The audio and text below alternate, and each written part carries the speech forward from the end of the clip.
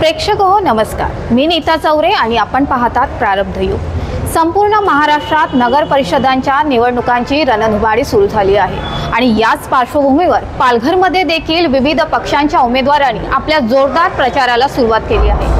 अशातच आज आपल्या सोबत आहेत वॉर्ड क्रमांक 13च्या शिवसेनेच्या उमेदवार शिल्पा बाजपाई। आपण त्यांच्याकडूनच जाणून घेऊयात की असे कोणते महत्त्वपूर्ण मुद्दे आहेत जे ते घेऊन या निवडणुकीच्या रिंगणात उतरले आहेत। मॅडम नमस्कार, खूप स्वागत आपलं।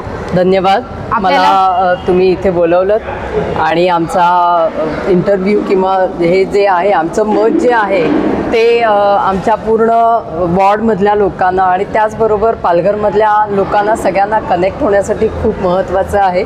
त्याच्याबद्दल आपले धन्यवाद। पक्षाने आपल्यावर एकदा पुन्हा विश्वास दाखवला आहे आणि पुन्हा आपल्याला एकदा उमेदवारी दिलेली आहे।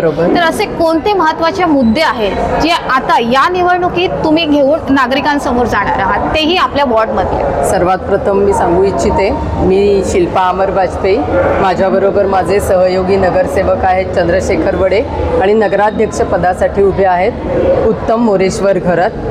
या तिघांचंही मिळून आमचं पॅनल आहे आणि आमची निशाणी आहे धनुष्यबाण। सर्वात प्रथम म्हणजे मी आमचं जे पाण्याचा प्रश्न आहे, सर्वात मोठी समस्या आहे, त्याच्याविषयी आम्हाला ती एकदा तडीला लावायची आहे। आम्ही मागच्या टर्ममध्ये सुद्धा त्याविषयी काम केलेलं आहे।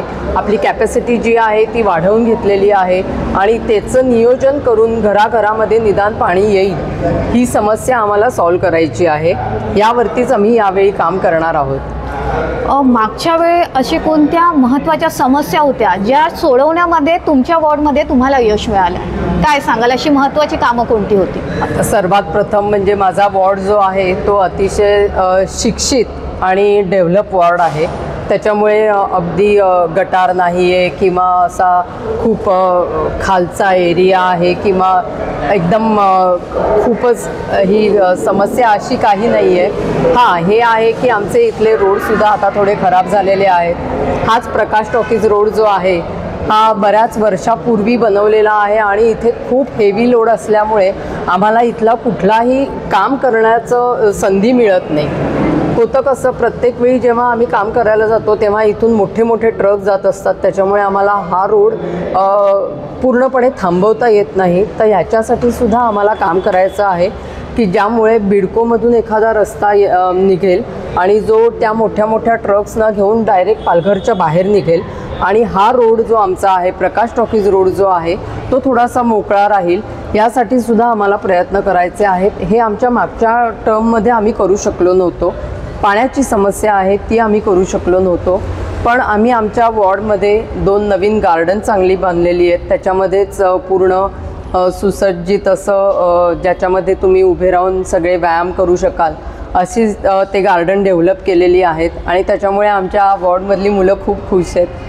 आपण एक महिला उमेदवार देखील आहात, तर मागच्या काळामध्ये आपल्या पहिल्या टर्ममध्ये आपण महिलांसाठी काही असं विशेष कॉन्सेप्ट तयार केला होता का किंवा ते करून अशा शकला, तर या टर्ममध्ये तुम्हाला करण्याची अशी इच्छा असा कोणता प्रोजेक्ट असेल खास करून महिलांसाठी? महिलांसाठी आमच्या शिंदे साहेबांनी लाडकी बहीण योजना सुरू केलेली आहे। त्याचा लाभ आणखीन महिलांना कसा होईल ते बघायचं आहे। त्याचबरोबर आमच्या वॉर्डमधले किंवा पालघरमधले जे सिनियर सिटीजन्स आहेत त्यांनासुद्धा वेगळ्या वेगळ्या काही योजना मिळू शकतील का ह्याच्यावरती काम करायचं आहे।